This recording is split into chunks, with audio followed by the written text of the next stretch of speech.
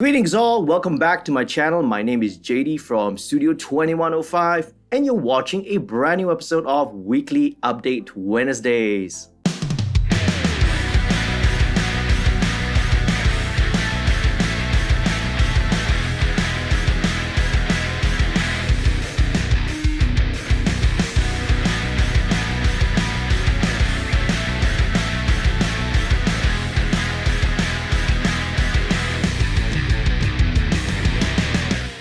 I'm so glad to be able to do this week's video. Last week, I missed out on putting out an episode of Weekly Update Wednesdays because we were simply right in the middle of a mad, crazy production schedule, right? Trying to get some stuff done.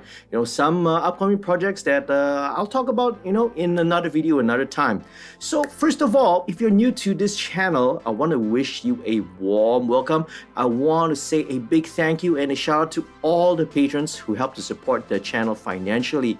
If you are not yet a subscriber, please do click on the subscribe button. Don't forget also to click on the notification bell so that you'll be updated every time I put out a brand new video. Do sign up for the email list, and if you want to become a patron, head on down to www.patreon.com/studio2105 to find out more.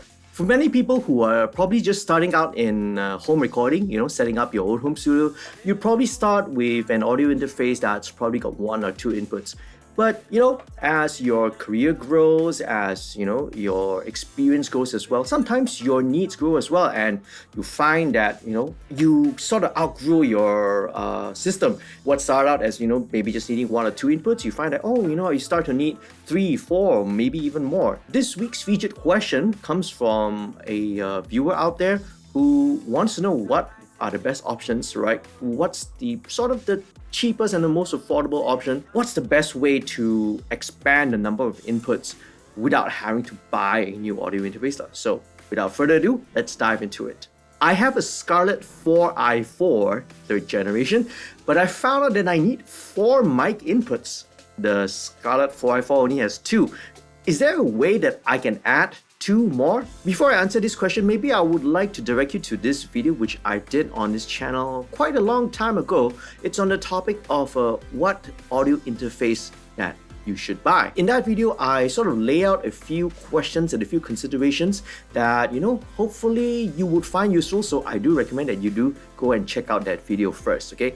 But onto the question. The Scarlett 4i4 has got 2 XLR, it's got 2 mic inputs, and 2 line level inputs. In order to get 4 mics in, you're gonna need a way to utilize those 2 line inputs. Without having to buy a new audio interface, there are basically 2 options. Now, the first one is to get a 2-channel mic pre and patch the outputs of that into the line inputs of the Scarlett 4i4. Now, you could also get 2 mono, single channel mic pre's, but getting a 2-channel mic pre is actually usually cheaper and a lot more cost effective than buying 2 single ones, right?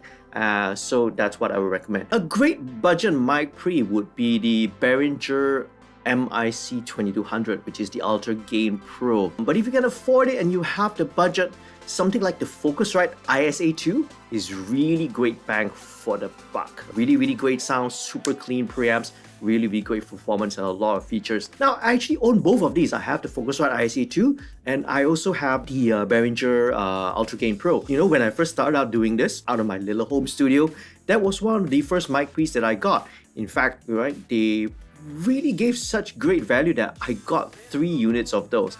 And one of them is still sitting here in my rack 20 plus years ever since I first owned them. So, well, kudos, man. Sometimes, as much as we like to make fun of Behringer, some of their stuff is pretty good. Really good value for the money. Now, your second option would be to get a small, compact mixer with 2 or more mic inputs. Depending on the feature and the number of outputs, you can use either the direct outs. That would be the best option because that's the cleanest and the shortest signal path. You can also use aux sends, right? Auxiliary sends.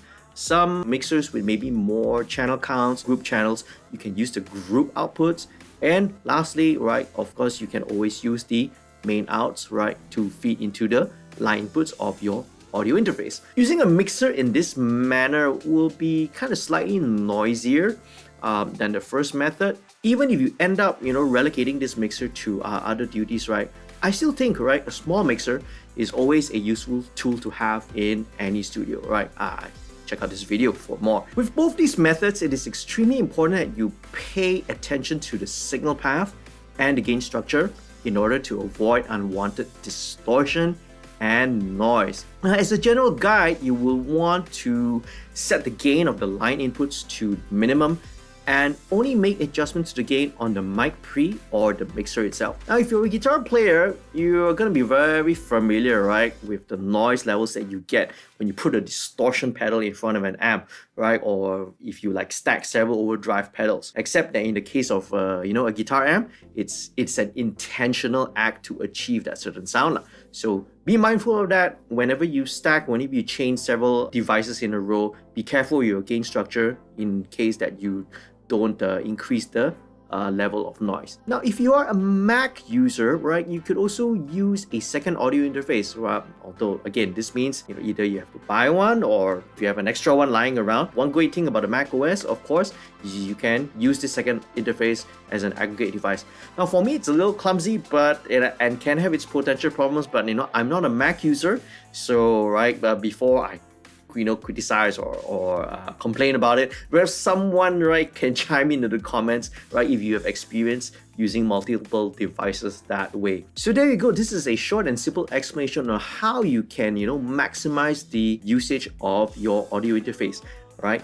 If you want to expand the number of mic inputs, this is the easiest and the cheapest way to go about it. There's also a couple of questions that I encountered, when it goes to, for example, if they want to do drum recording, how are they going to maximize and try to get, 6, 7, 8, or maybe more microphones, right, into that. I'll explain that and perhaps sort of demonstrate that in another video to come, okay? Hopefully you found this video useful and informative. If you did, please do leave a like, do share this with your friends, and do become a subscriber if you're not yet. And also, don't forget, click on the notification bell. Consider becoming a patron. Hope to see you again real soon in another video real soon. Stay safe, stay happy and healthy. Happy recording and mixing. Peace, love, and music.